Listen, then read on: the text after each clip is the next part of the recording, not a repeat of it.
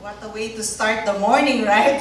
With the video that practically tells you have no choice. Sounds about right, okay. Well, while I was seated there and listening to Mr. Dante, I was saying, uh-oh, I'm going to bring more bad news to these guys. But I think first and foremost, as we review the FATCA rules, the FATCA rule is not a static document, okay?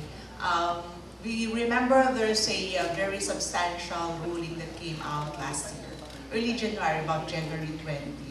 And then earlier this year, sometime February 20, there's another set of rules. And last night, lo and behold, April 2, 2014, there's an extension of 10 days for the gene registration. Okay, you will recall April 25 is the cut-off, right, for the registration for FFIs. I'm giving you 10 more days. And it's now moved to May 5. But the registrants as of May 5, the first listing will come out for the June 2 listing. Okay, so anyone who's also, beyond that, if you missed the May 5, but you were able to catch the June 2 registration, your name will be listed in the next round of listing, which is on July 1. Okay. So from April 25, that's now moved to May 5, and then the second round would be up to June 3, and then that listing will be announced on July 1. Okay. Does that mean a lot in terms of timing? Well, 10 days actually is very short. If you think about it, with the Holy Week and the Lenten season upcoming, there's practically very few days left. Okay. But so I was just there thinking about the title of my document. It's cramming or cruising time now. So I have a couple of connections within the banking sector, and some of them are a bit relaxed now. They have done their genes, they have their gene numbers, and the others are still requiring for more clarity on how to register. But the real question is to really know what's going on and what's going to happen. Because the February 20 rules has some substantial documentations also that came along, okay? So let's just have a few minutes of review of what this FATCA is all about and how it will impact us. Sir Dante said, do we have a choice? I guess it depends. It's a commercial decision now whether we want to move forward or not, right? So let's see. FATCA is a US tax law that was enacted March 2010, about 4 years now, okay?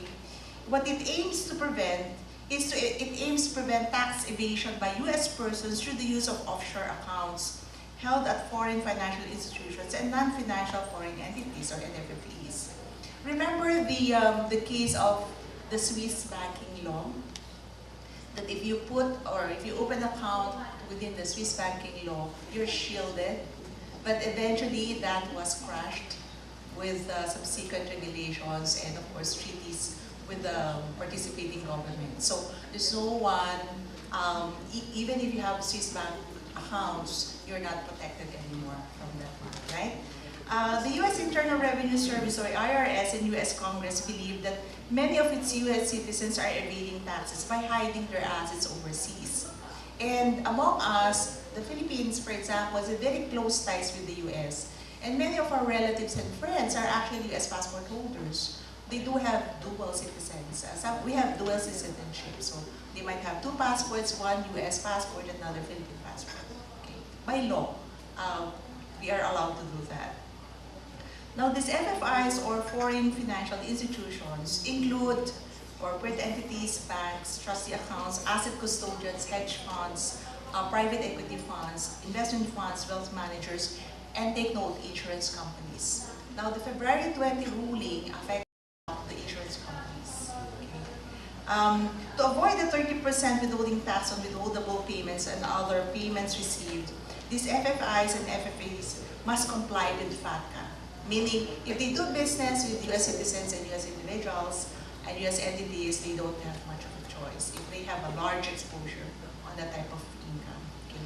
And finally, FATCA compliance is expected to significantly affect business processes, policies, and procedures, and systems for FFIs. I think the earlier video gives you a glimpse of what it might take.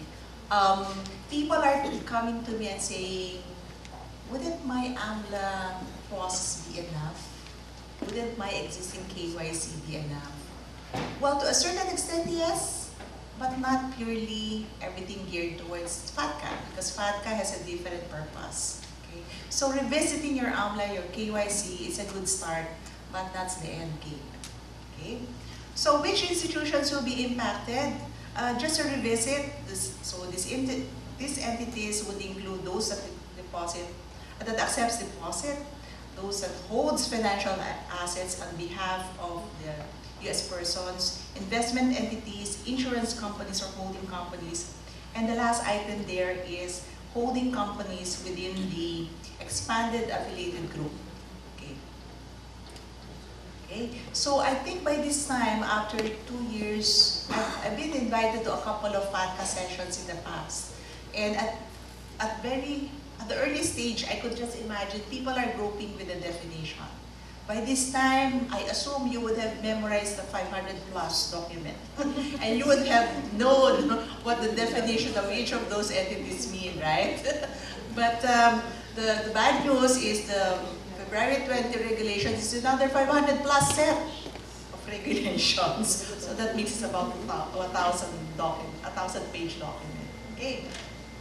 Okay, let's just do a quick review of the key FATCA principle. So first things first is the registration. So FFIs are required to enter into an FFI agreement with the U.S. government. So earlier mentioned, the Philippines is looking as a Model 1 IGA. So that helps if that gets signed. So the reporting is between the bank and the central bank. And the central bank is the entity that is going to be identified for the IGA. Or if it's the BIR, then it's the BIR. Depends on what is the ultimate outcome of that IGA Model 1. Okay? But do you need to register? Of course, you still have to register, whether it's a Model 1 or a Model 2 or a no IGA environment. FFIs, you have to register. You have to get your GIN, your identification numbers. Okay, as earlier mentioned, that cutoff has been, deferred a bit. That's now May 5, and then for first announcement of June 2, the second cutoff is June 3 for the second announcement as of July 1. Okay? It is so new, I haven't had a chance to update my slide because I just saw the news update this morning from the US. Okay? It's an April 2 overnight thing. The second step would be the new account opening. These are the accounts that are just going to open account. These are the entities or individuals that are just going to open accounts with the bank. Okay? So what is the intention here? The intention is to have onboarding processes which is suitable and compliant for FATCA. Okay? The third principle is existing account due diligence. So at the cutoff, which is 2 years ago, you would have accounts already from US individuals or corporates. The process there is to identify, to have a due diligence process to identify which of those accounts would be affected by FATCA. Is that process now in place? Have you expanded your KYCs and AMLA rules and whatever process in the bank to be able to cover those? Okay? There are two. There is a threshold of amounts. We call the high value and the remaining accounts. Okay, the high value would be anyone above $1 million. So anything below that, up to 250, is the remaining account. So there will be two cutoffs there. But I need to highlight here the principle of reason to know, meaning even if the documents don't show that there is US indicia, if the account officer of the bank knows that that guy has a passport, US passport, he has an address in the US, he was born in the US, or he has parents who migrated to the US and eventually took him to the US, those are reasons to know the bank that has a liability to include them in the list, even though there are no sufficient documentation currently in place in the bank, you need to ask for more documentation from those clients. Okay? So what FATCA is trying to say is you cannot be part or accomplice in trying to evade US taxes. If you have reason to know, you have to come out and put them on the list. Okay. The next one, the fourth principle of FATCA is certification. Okay. So the FFIs are required to establish controls and a certification process to ensure that FATCA compliance and reporting of material failures to the IRS are complied with. So once you sign as a FFI and you got your G number, guys, there's no turning back. Okay, you have a requirement to withhold for recalcitrant accounts. You have a requirement to report the US indicia persons or US accounts. Okay, there is no turning back. So meaning, if suddenly individual A got married to a US citizen, does that make her a US citizen? Your system should be able to capture that. Those little intricacies, you need to anticipate. And it makes sense to have a revisit of your process on a periodic basis so that you're able to embed those controls. Okay? And later in the slides, I will give you a long list of what those controls should be and what are the things that you have to look out for. Okay? The fifth principle of FATCA is on reporting. Okay? Detailed reporting to the IRS on US-owned accounts and detailed reporting of all accounts where US indicias have been identified but no relevant US tax documentation has been collected. These are the recalcitrant accounts. And the third reporting is for non-FATCA compliant financial institutions. These are the non-participating FFIs. You also have to report on them. So what is the impact to the bank? Remember the two lists that will be coming out? The June and the July, the June 2 and the July 1. Okay. That one will trigger reaction from the banking community, definitely. Currently, there are 45 countries which have IGA signed with the US, 45 to date. But there will be more because everyone's cramming to go for the July 1 cutoff, right? So once that list comes out, and you have counterparties who are listed as FFIs, and you're not in that list, they will call you. When are you planning to participate, or are you participating in any shape or form? Now, if the eventual decision of your management is no, we're not participating, expect to lose your business. Okay? Because why will they ever want to do business with you when they can do business with other participating FFIs? So that kind of decisions on how much you will lose in respect of opportunities because of non-participation should have been calculated already by this time. Now, if that decision is still lingering somewhere in the boardroom, better get there sooner rather than later. Okay?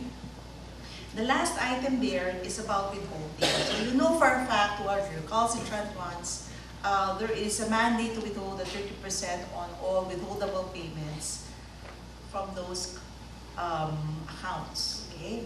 So this is like a snapshot, but as I mentioned, they change quite fast. Okay? Last time it was 26, then in a few weeks there was another 19 more, and now it's 45. Maybe tonight when I sleep there will be a few more. In the same manner that the deadlines moved overnight. Okay? So in the among our neighbors, Singapore is active, Malaysia is active. Only South Korea, Japan have actually signed, and then Australia and New Zealand have actually signed. Okay, others are still ongoing discussions. Even the likes of Thailand, they were a bit Johnny-come lately, but I think they're now very active. Okay. Okay, so 5 key questions If you haven't had any chance to answer them, better make sure you answer them with your board. Do you have a choice? Yes or no? And what is your exposure to the US capital markets, and who are your account holders? What's your current account holder base? How much FATCA support can you get from other parties? Meaning, all right, there's a responsible officer in your bank that's potentially the compliance officer. But who else? This is massive. It impacts a lot of points within your processes. Who can help you? The thick documents are not easy reading, tell me. It is tax lawyers who wrote all of this, okay? Even us within the firm, I'm not a lawyer by discipline. I still have to ask the lawyers, and our lawyers will still have to ask the American lawyers. Okay, what do you mean by this? What are these, W8, W whatever, all these acronyms, what are those? What is the impact, okay? The FATCA support, that's something that you wanted to know, especially if you have overseas operations and you deal with a lot of offshore accounts. What is your current capacity to meet the requirements against relevant deadlines, considering that it's not too far away? And then how do you plan to comply using an accelerated approach?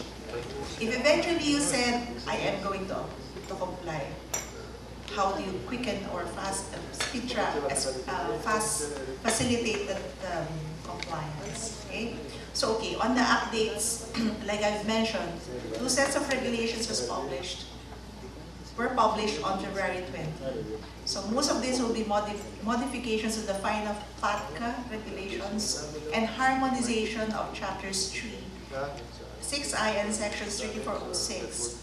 And also the forms were finalized, okay, with the FATCA rules. There were temporary regulations, but eventually they got them finalized, okay. So what is the highlight of that 500-page document?